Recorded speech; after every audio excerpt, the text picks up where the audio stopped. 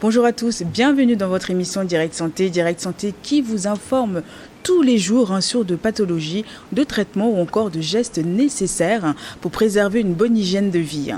Ce matin, nous allons parler de troubles de langage et d'écrit. Vous savez que la dyslexie, les troubles dyslexiques, regroupent des dysfonctionnements durables et spécifiques affectant diverses fonctions cognitives du cerveau. Donc, il impacte principalement le langage, l'écriture, les calculs, les gestes fins et l'attention. Ces troubles qui peuvent toucher un ou plusieurs domaines d'apprentissage sont souvent persistants et peuvent avoir des répercussions significatives sur la vie scolaire de l'enfant. Donc, qu'est-ce que c'est que le trouble dyslexique? Nous allons en parler tout de suite avec Monsieur Athé, qui est orthophoniste au Centre national de l'appareillage, et Madame Noumon Afiwa, qui est présidente de l'association Afrique 10 Togo, qui sont avec nous pour nous parler un petit peu, nous faire comprendre qu'est-ce que c'est exactement que les troubles dyslexiques.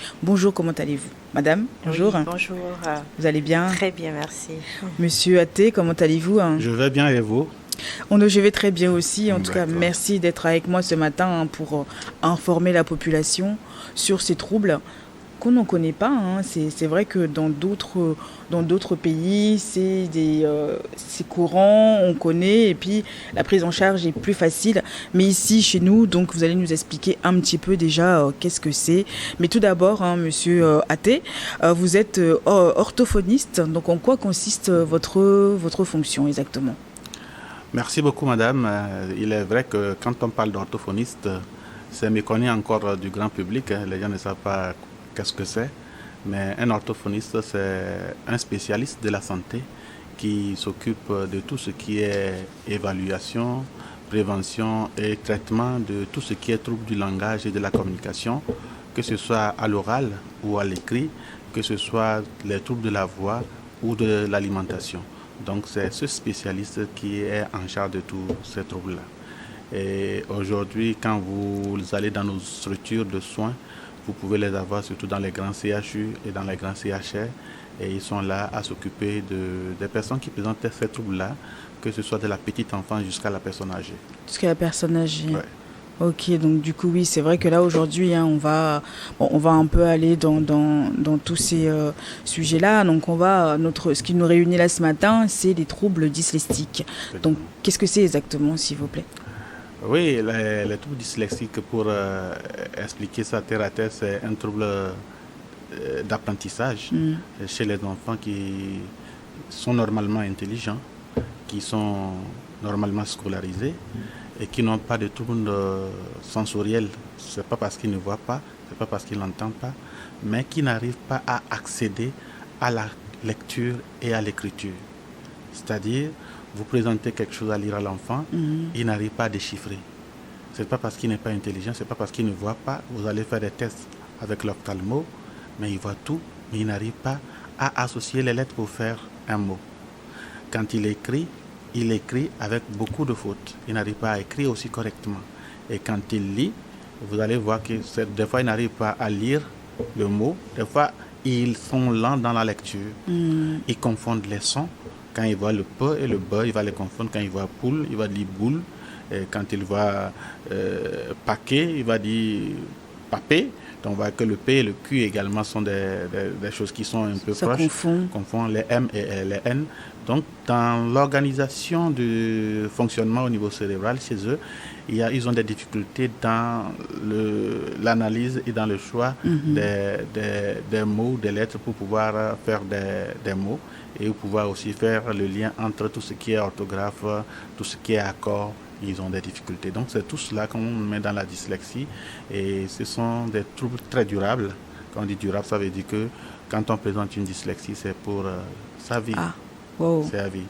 Mais comment ça se fait c'est-à-dire qu'à quel moment ces signes apparaissent et comment ça se fait qu'on ne prenne pas ça en charge assez rapidement? Au fait, pour les signes, déjà dès la petite enfance, à partir de 3 ans, quand l'enfant commence par développer harmonieusement son langage, on peut voir des signes précoces. Ces signes précoces sont matérialisés par les retards de langage. les enfants qui ont des difficultés dans le langage parlé déjà, qui confondent les sons à l'oral. Vous allez présenter une poule, il va dire bou. Voilà, vous voyez. À l'oral, déjà, ils ont des difficultés de former les mots correctement. À l'oral, vous allez voir qu'ils ont des difficultés pour lire pour faire des comptines et des rimes, ils ont des difficultés. Vous allez voir également que quand vous leur présentez des choses, des images à pouvoir dénommer, ils n'arrivent pas à associer. Donc, ils ont ce qu'on appelle retard de langage. Oui, mais dès que ces signes apparaissent, il n'y a pas une possibilité enfin, je sais pas, de faire évoluer ça, enfin, de faire...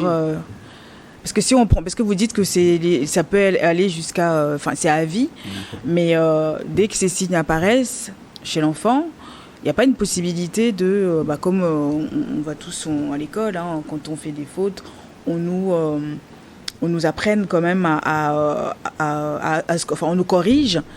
Mais après, bon, c'est vrai que ça revient, mais est-ce qu'il n'y a pas cette possibilité-là? Vous voyez, quand on parle c'est des signes précurseurs qui montrent que l'enfant peut présenter. Ce n'est pas tous les enfants qui présentent un retard de langage, de parole, qui présentent une dyslexie après. Donc, ce sont des signes précurseurs à partir de 3 ans. Mais à partir de 5 ans, 5 à 7 ans, c'est en ce moment qu'on voit réellement les difficultés apparaître. Vous allez voir que quand vous lui montrez des sons à écrire le P et le B, il les confond. Quand vous lui montrez des sons à associer, il ne peut même pas associer P et A pour faire pas. Lui, il est toujours dans les P. A, c'est-à-dire que dans les lettres, ils vont prendre assez de temps pour pouvoir connaître l'alphabet et pour associer le papa, c'est-à-dire PA pour faire papa, ils ne peuvent pas associer. Donc, c'est à partir de 5 ans qu'on va voir maintenant réellement ces difficultés qui apparaissent. Et quand ça apparaît comme ça, c'est des enfants qui prennent du temps pour déchiffrer, ils prennent du temps pour lire, et ça fait que ça a un impact psychologique sur leur scolarisation. Ils perdent la confiance en eux-mêmes. Et quand vous leur demandez d'écrire, par exemple, je donne les femmes, par exemple, ils vont écrire F-E-M. F-A-M, donc femme, donc le son, ils transcrivent le son.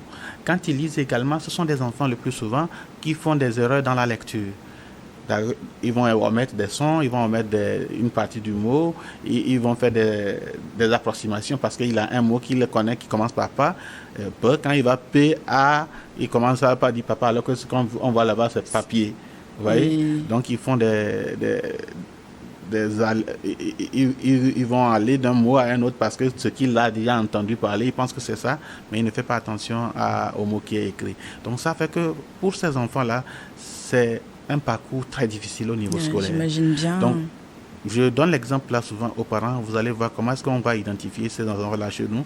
L'enfant va au CP, au CP2, au C1 chez nous. Et il a son livre de lecture. Il arrive à la maison, il ouvre.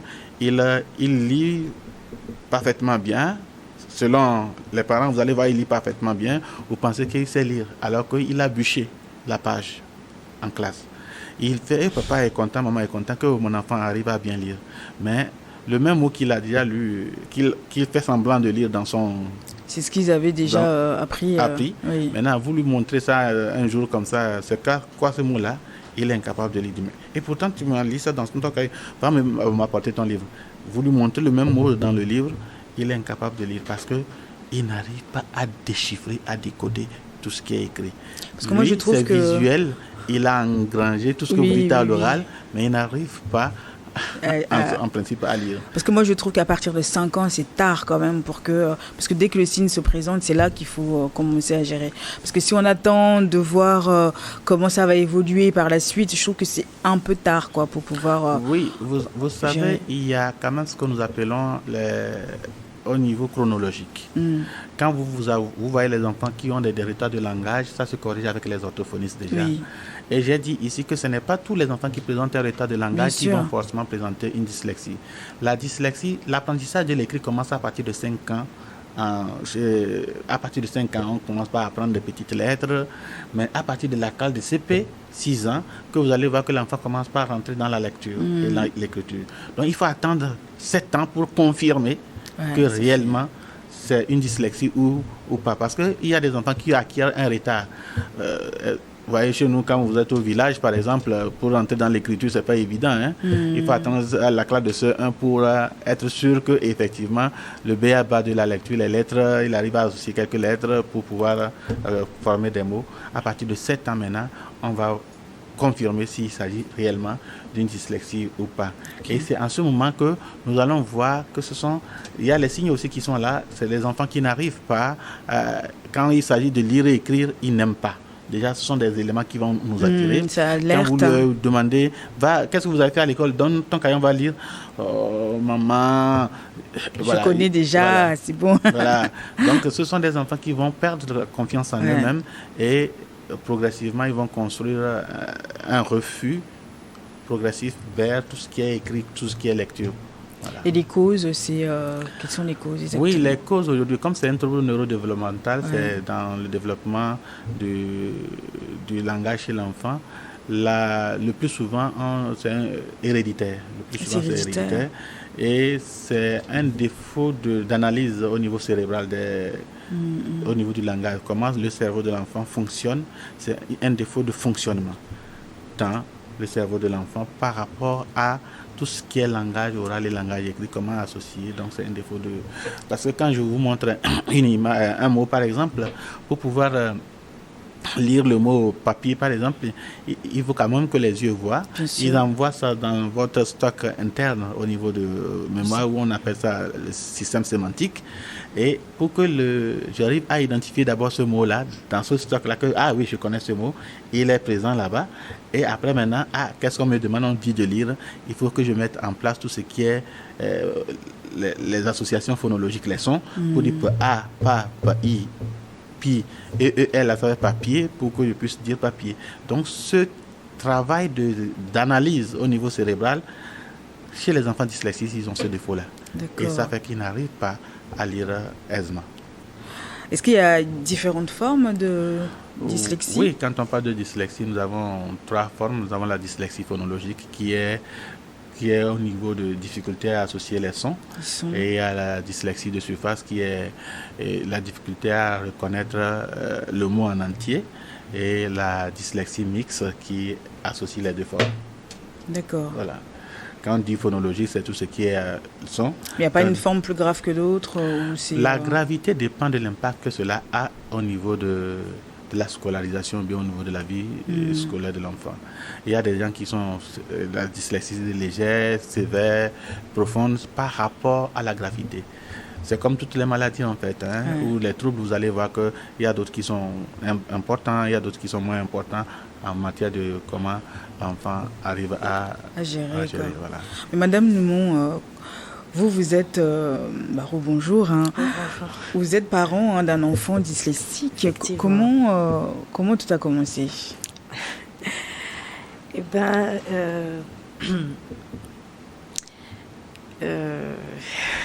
comment vous avez, à partir de quel moment vous avez su que c'était ça? En fait, au début, je n'ai pas eu, je ne connaissais pas la dyslexie, comme tout parent.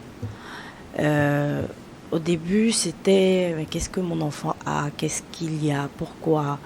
Le souci, c'est que quand elle a commencé le CP, on avait voyagé. On est parti dans un pays où on parlait le plus souvent l'arabe. Ce qui fait que quand je l'ai mis dans une école, c'était juste la maternelle. Mais à la maison, j'essayais de lui apprendre l'alphabet. Et en lui apprenant l'alphabet, je remarque que mon enfant n'arrive pas à retenir le A, le B, le C, juste les premières lettres de l'alphabet, quoi. Et là, j'ai dit à son père non, que apparemment c'est parce qu'on est ici, en Tunisie, qu'il y a un problème, quoi. Elle est en train de se mélanger parce qu'il y a l'arabe, il y a le français et tout et tout. On a dû retourner au Togo. Arrivé au Togo, on l'a mis dans une école et c'était pareil. C'était pareil. Elle n'arrive pas à apprendre. En fait, elle n'arrivait même pas à apprendre l'alphabet du tout. On a tout fait. On a essayé de. J'ai pris 2 répétiteurs, d'accord, au CE1 déjà, au CP2 déjà, excusez-moi. On a pris 2 répétiteurs, celui de l'école et un autre à l'extérieur qui faisait juste l'alphabet, mais pourtant on n'a pas pu. Au CE1, c'était pareil. Et ça a été de nombreuses disputes avec mon conjoint, parce qu'il se disait que je gâtais en fait l'enfant. C'est pour cette raison. Tantôt on l'amène à des prières, tantôt c'était vraiment compliqué parce que la lecture était bloquée totalement. C'est une enfant très intelligente. Elle se rappelle même de certains endroits où on était quand elle avait que 3 ans, 2 ans. Elle se rappelle de ça, mais la lecture, quand tu lui montres le mot aujourd'hui, le lendemain, elle oublie. Même pas le lendemain, juste 30 minutes après. Plus rien. Plus rien. Donc ça a été vraiment un choc dans la famille avant de connaître la dyslexie. Je l'ai amenée chez un médecin, un pédiatre, et il m'a conseillé d'abord d'aller voir un ophtalmologue. On se disait peut-être c'est les yeux. Nous sommes partis chez l'ophtalmologue, il a vu, il n'y a rien. Et c'est là qu'il nous a conseillé un orthophoniste. Ça, c'était au CE1. Oui, mais pourquoi avoir attendu autant de temps avant de l'emmener? Parce qu'on ne connaissait pas la dyslexie. Oui, mais quand les signes, puisque bon, ça fait quoi oui. Elle est passée de classe en classe quand même, mais oui. Malgré ça. Oui, comme le monsieur Athé l'a dit tout à l'heure, quand l'enfant rentre à la maison, parfois, il te prend un livre, il te lit le truc, quoi. Il te lit le test qu'il a bûché à l'école. À l'oral, elle garde tout. Et quand elle revient à la maison, elle te fait sensation comme si ça allait, quoi. Donc, pour amener un enfant à l'hôpital, il faut qu'il soit malade. Soit il vomit, soit... Oui. Sincèrement, pour l'amener à l'hôpital, il faut que l'enfant ait la fièvre. Chez nous, en Afrique, c'est comme ça. Donc, l'idée d'amener l'enfant à l'hôpital, parce qu'il ne sait pas lire, je pense que c'est rare, quoi.